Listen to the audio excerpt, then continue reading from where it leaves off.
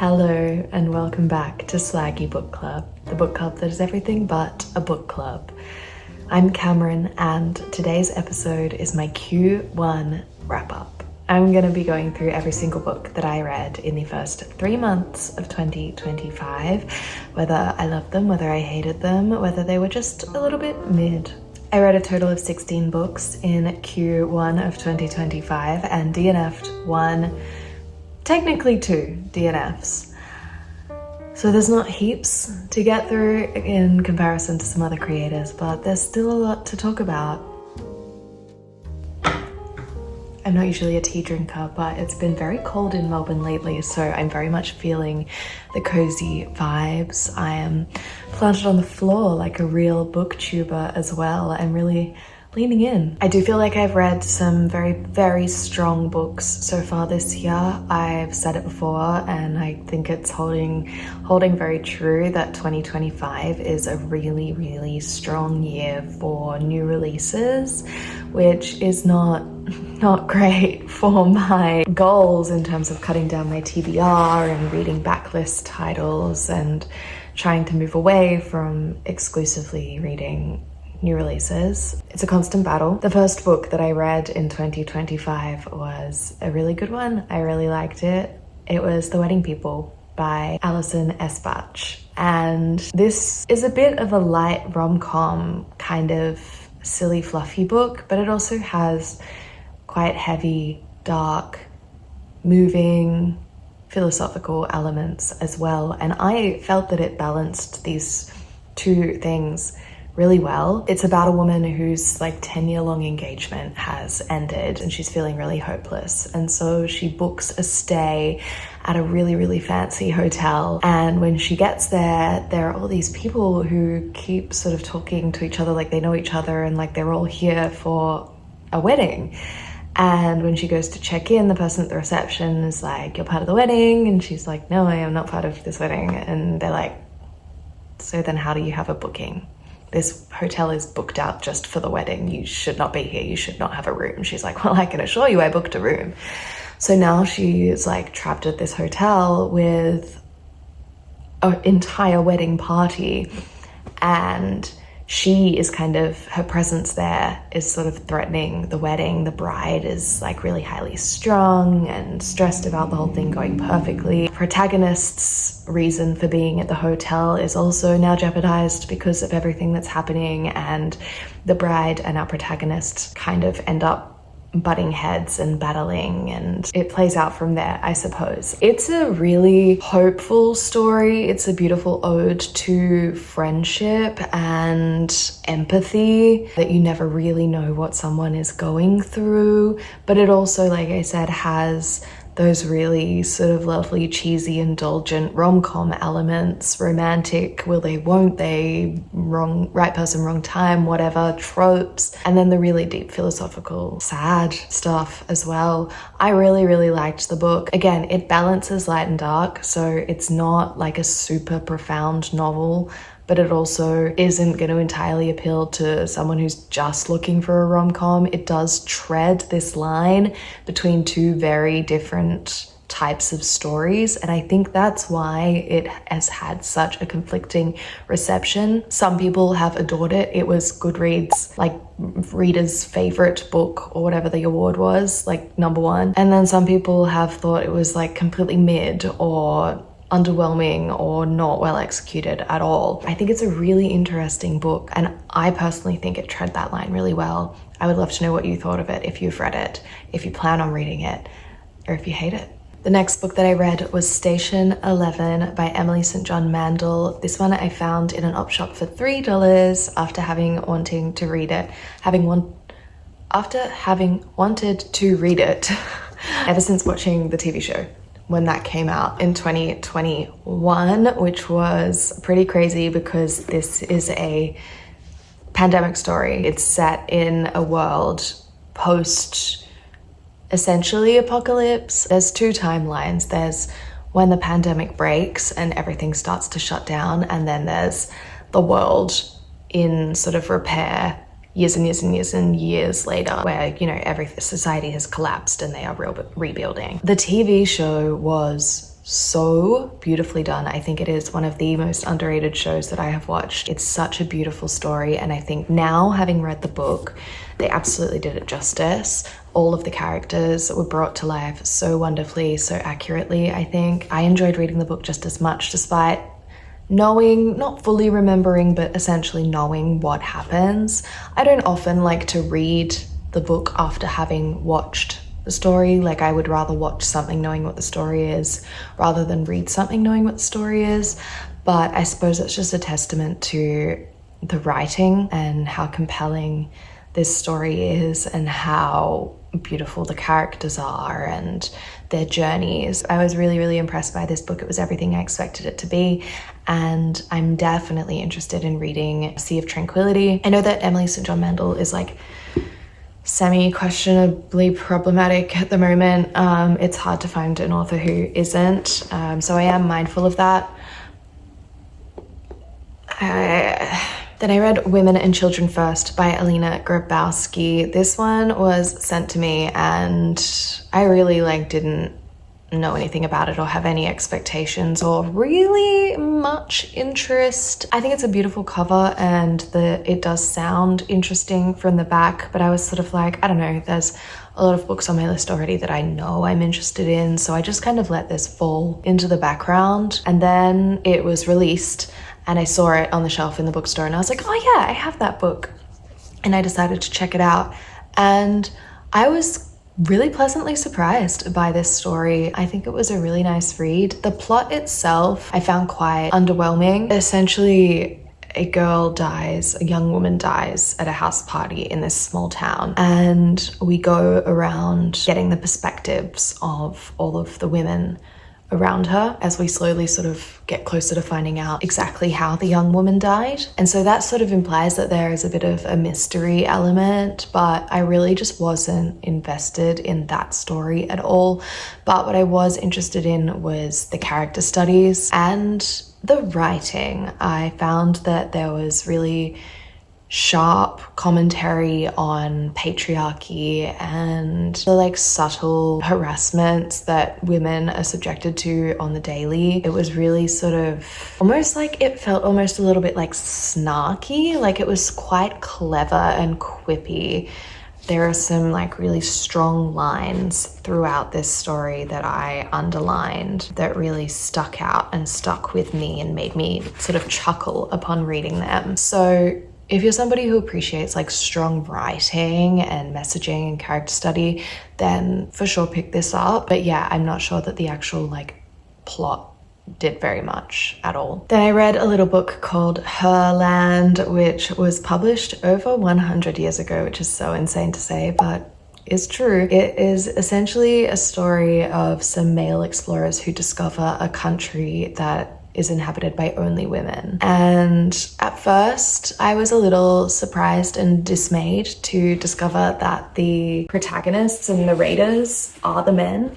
We are reading the story through the male perspective, but very quickly that became the device for communicating the sort of patriarchal observations and what Charlotte Perkins Gilman was sort of trying to communicate. And it had to be through the perspective of the men. You see them sort of objectifying the women and planning to conquer this country and sort of completely unable to understand how they have a functioning society with no men. And it becomes almost comedic. There really was an undertone of serious humor. Serious humor. Whoa, does that even make sense?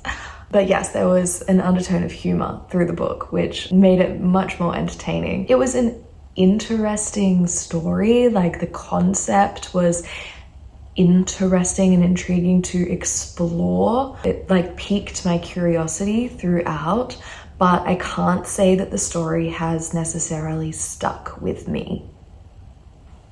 I have a collection of cat mugs. Pretty much every mug that I own is a cat mug. If I see a mug with cats on it, I have to buy it, which is a strange habit for somebody who does not drink tea and has one coffee in the morning out of a very specifically sized mug. But regardless, I like to own them. And I've been thinking a lot lately about my cat Olive, who I sadly had to make the decision to put down in December last year. I've been feeling really sad about him still, reckoning with the decision and feeling the grief every day. So I like having, as sad as it is to think about my boy, I like having little cat reminders to make me think of him and how much I loved him. I find quite often when I read an older novel, like a classic, like old, I always expect it to be quite sort of prim and proper and dry and dull and old-timey and modest and blah, blah, blah. And I'm quite often surprised at how funny they can be. And most of the time that's when they're written by a woman. I feel like female authors were having a bit of fun being a bit cheeky with their literature back in the day. And so it's always nice to remind myself of that fact. Then in stark contrast, kind of, I read Down the Drain by Julia Fox, also on my Kobo, and was surprised, I hate to say, to discover that it really is as good as everybody is saying. She really has lived an insane life. Like, I thought when people were saying like, wow, Julia Fox has really lived a crazy life, that she was just kind of like a reckless, crazy child, and like she got into all these crazy parties and partied with celebrities and blah, blah, blah. But like she was in the trenches of like drug abuse, like really dark stuff, really dark. And it's not been until very, very recently that she's like become celebrity of the caliber that she is at the moment. But she has always been, like for years, a very notable, very known creative, at least like in New York and LA. But yeah, she has done so much. She is such a brilliant creative mind, and I think that just doesn't go unseen, but goes like unrecognized or underestimated, I suppose. It's just that classic case of, to look at her, you wouldn't think that a woman who presents that way could also be super intelligent and really good at being creative or whatever it may be. Do you know what I mean? It's that good internalized misogyny. You gotta love it. But yeah, she is a fascinating person, an endlessly talented person, an endlessly successful person, but like strong. The fact that she has persevered and rebuilt and rebuilt and rebuilt. Yeah, it was a really, really great read. And now I'm starting to wish that I had read it on audiobook, because I kind of want to hear her tell her story to me. I then read Bat Eater, which is otherwise known as Bat Eater and Other Names for Cora Zhang for some reason, and I hated it. I didn't get it at all. I thought it was terrible and I should have DNF'd it. And then I read No and Other Love Stories by Kirsty Logan, and this is a short story collection, so it didn't stick with me and it didn't affect me deeply, but that's because I personally don't do short story collections. They don't click with me. But as far as short story collections go, this was quite good. It reminded me of Eliza Clark's short story collection, She is Always Hungry, She Who Has Never Known Men. It's sort of weird, creepy, icky, kind of love stories, kind of not. That's the vibe that she plays with in this. And yeah, if you like short story collections and icky girl, weird girl books, then check it out. Next, I read Hungerstone, one of my most anticipated and biggest disappointments of the year. Yeah, and it seems as more reviews are rolling out for this book that a lot of people feel the same, especially my good online bookish friend, Maddie's Books. If you read her review, it is like my exact thoughts. It's like we had the exact same experience reading this book. This is marketed as a sapphic vampire story that plays on the original, I don't know why, it literally is the original vampire text, Carmilla inspired Dracula, and the vampire in this book, Hungerstone, is Carmilla. And so we're really drawing on that classic sapphic vampire text. Where's the blurb? Because I really want to read you the blurb and sort of set up what this book promises so that we can all feel the disappointment together. Lenora is the wife of steel magnate Henry, but 10 years into their marriage, the relationship has soured and no child has arrived to fill the distance growing between them. Henry's ambitions take them from London to the Peak District to the remote, imposing Nethershore estate where he plans to host a hunting party. Lenora must work to restore the crumbling house and ready it for Henry's guests. But as the couple travel through the bleak countryside, a shocking carriage accident brings the mysterious Carmilla into Lenora's life. Carmilla, who is weak and pale during the day but vibrant at night. Carmilla, who stirs up something deep within Lenora. And, before long, girls from the village fall sick, consumed by a terrible hunger. As the day of the hunt draws closer, Lenora begins to unravel, questioning the role she has been playing all of these years. Torn between regaining her husband's affection and the cravings Carmilla has awakened, soon Lenora will uncover a terrible darkness in her household that will place her at a terrible risk. It's giving unhinged women. It's giving vampiric cannibalism. It's giving female rage. It's giving violence. It's giving lesbians left and right. No. So the vampirism was merely hinted at. The lesbianism touched on. And the female rage kind of just stayed simmering. The entire last third of the book is our protagonist just being like, oh, I feel very quite frustrated and I suppose maybe angry. And not doing anything about it. And this book is long, this is a big book, and there is no reason for that because nothing happens.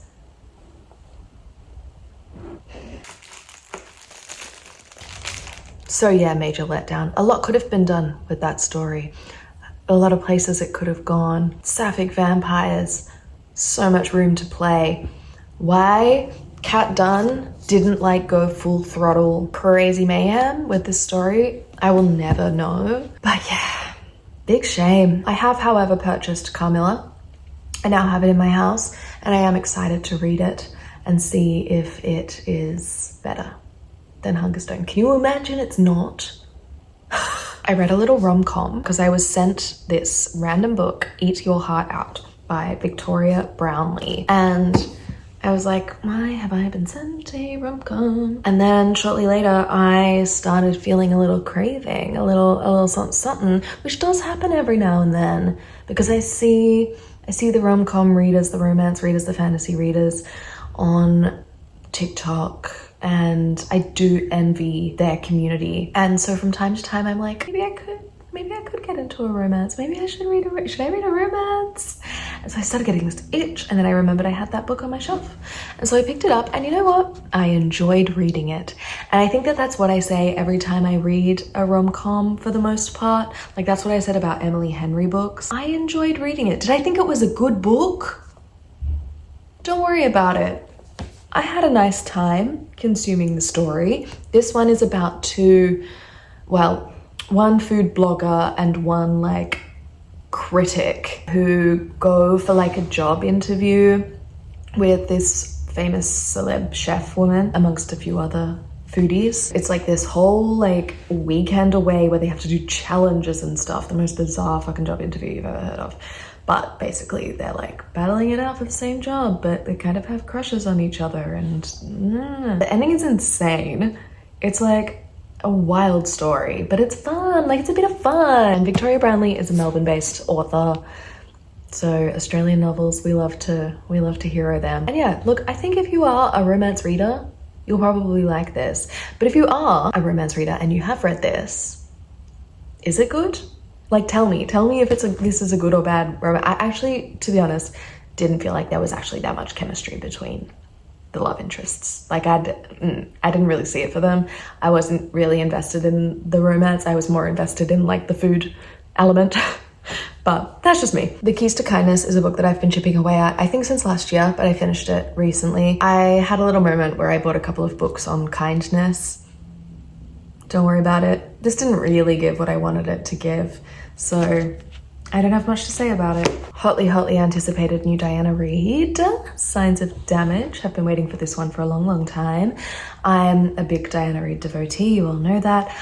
Look, this is a very different move for her. This is new territory. This is a different kind of story. I feel like she wanted to step out of her comfort zone, wanted to try something new, wanted to just kind of have a bit of fun with her craft and see what kind of story that she could create with a different vibe, within a different world. It still felt like I was reading Diana Reid. It still had the kind of moral dilemma element. It still had that sort of intellectualization of interpersonal relationships, that Sally Rooney-esque kind of thing going on. How invested I was in the storyline, not super.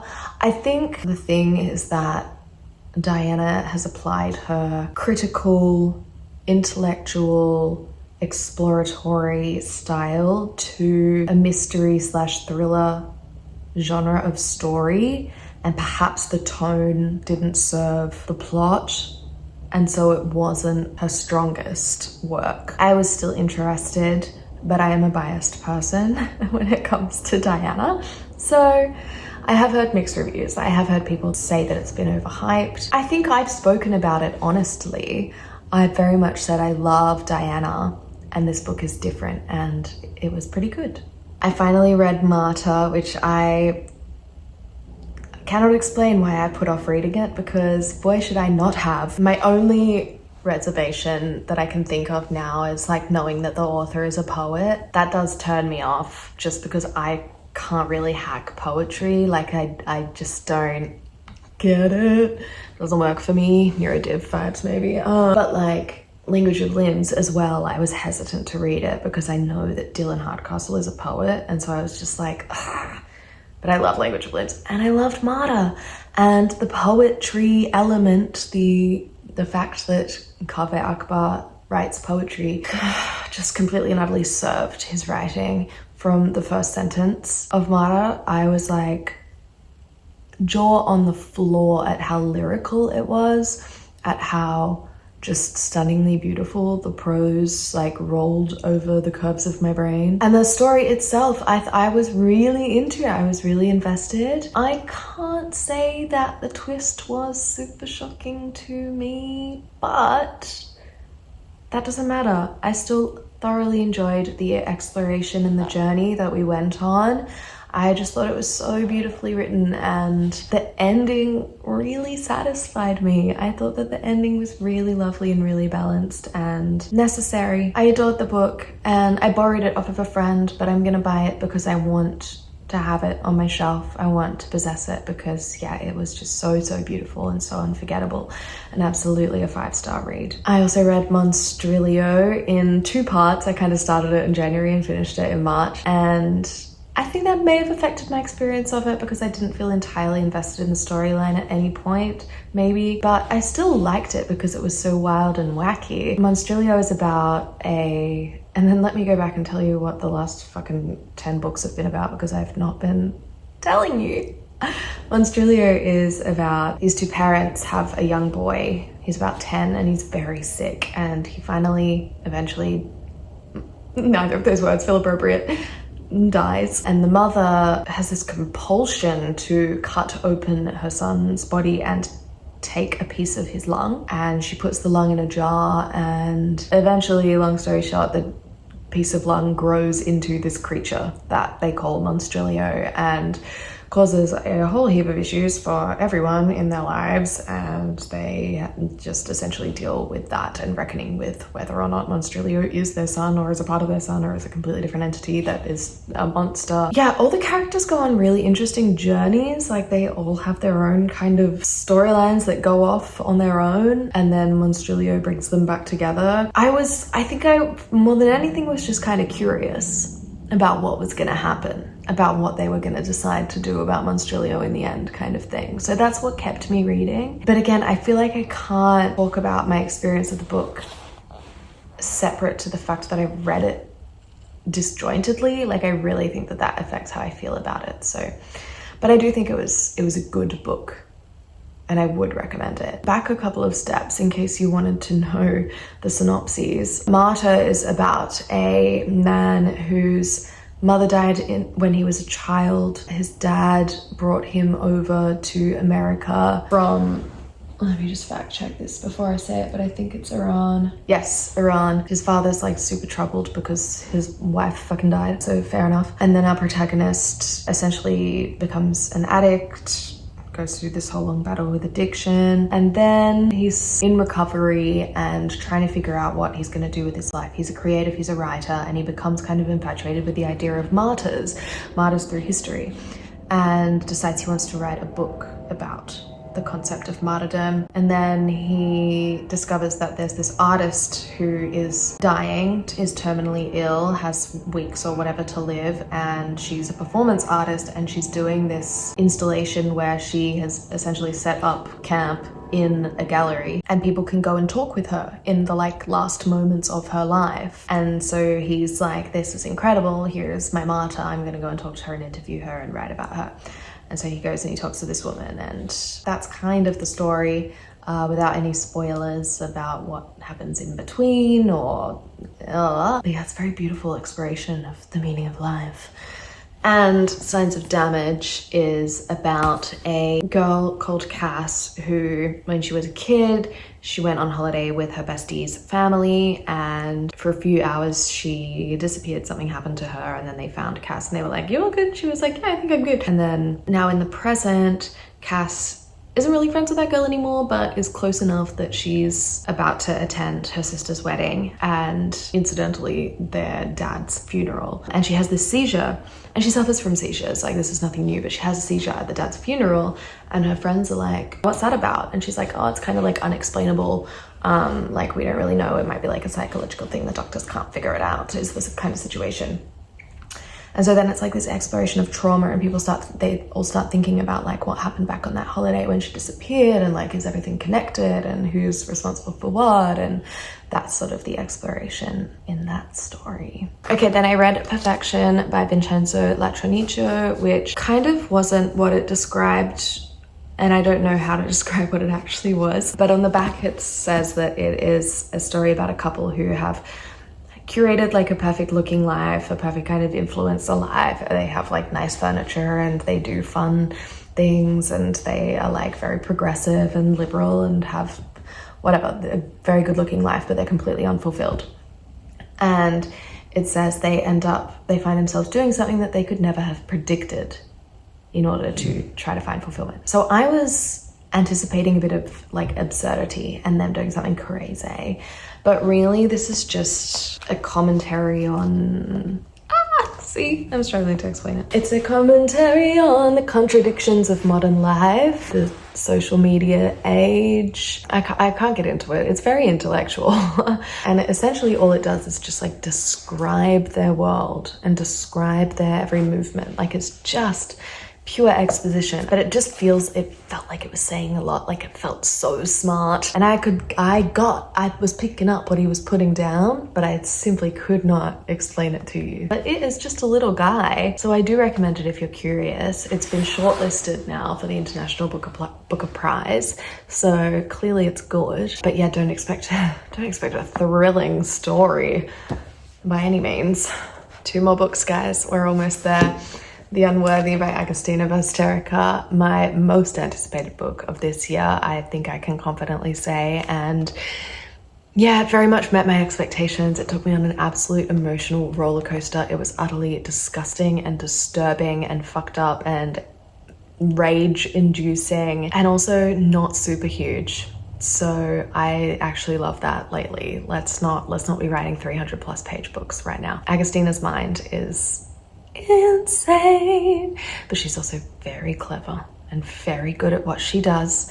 And now I really want to pick up her short story collection that got mid-reception. I know I don't read short stories, but I want to be an Agostina completist. So what am I to do? This is a post-apocalyptic dystopian about, it's called The House of the Sacred Sisterhood. It's like this old convent that has now become a safe haven for women in this post-apocalyptic world. And when women stumble upon this place, they're like, oh my God, thank God, like somewhere with food and water and shelter. Like I literally was on the brink of death out there in that desolate world. But it's actually it's not a safe place.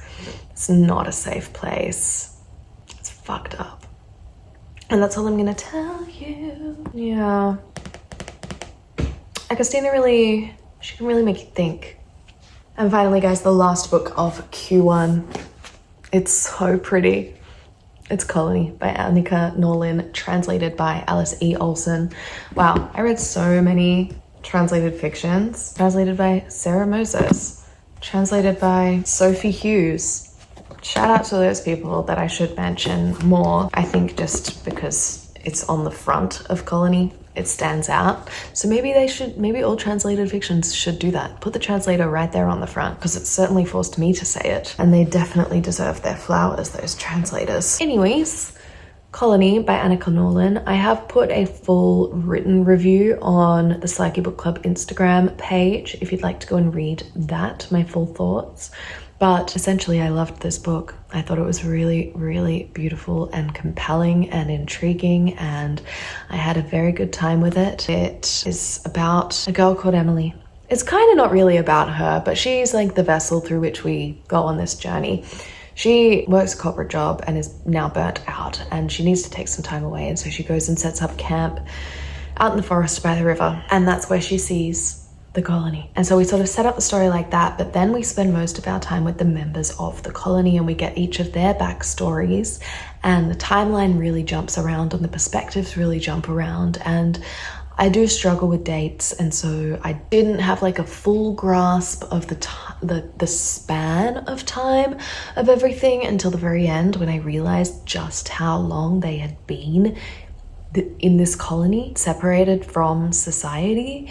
And that really rocked me and made me quite sad. But yeah, it's really fascinating exploring these characters and how they came to be where they are, and what pushes people away from society, and whether or not that is good for us. And yeah, there are so many questions. I discuss it in my written review. But yeah, I really, really recommend this. I thought it was a beautiful read, a beautiful character study, and I think it really makes you think about like what you appreciate in your own life. Quick shout out to the two books I DNF'd in Q1, 7 Days in June, sorry Jack Edwards, and Doppelganger, which I do plan to return to at some point, but who knows when. Probably on audio, since I'm doing that now. But that was my Q1. It was good, but I still have so far to go. So many more books to read. Oh, but I do feel like I'm devoting more and more of my time to reading, which is really nice. Less scrolling. Put your phone down. What are you doing looking at a screen right now? Turn this off. But first, tell me how your Q1 was. Jump in the comments, jump in my DMs. Tell me what you read. Tell me what your favorite book from Q1 was. That's what I want to know. I want to know what your favorite book that you read in Q1 was. And unfortunately, if I haven't read it, I will be adding it to my TBR. But that's just the way the cookie crumbles, isn't it? Cookie. Shut up. Alright guys, thank you so much for tuning in. Hit the bell and then you'll know when I upload. Hit subscribe. Come on now. Support your girl. Thank you so much for watching, guys. It does mean the world. Genuinely, it means a lot. I don't want to be one of those people that hounds you to thumbs up and leave positive reviews, because you already know that that's important and has a really positive effect. So, but come chat to me, because I don't like shouting into the void. I like talking to you guys and hearing what you're reading and hearing your thoughts on the books that we've all read. So don't be scared of my DMs. I will see you in my next episode. Bye.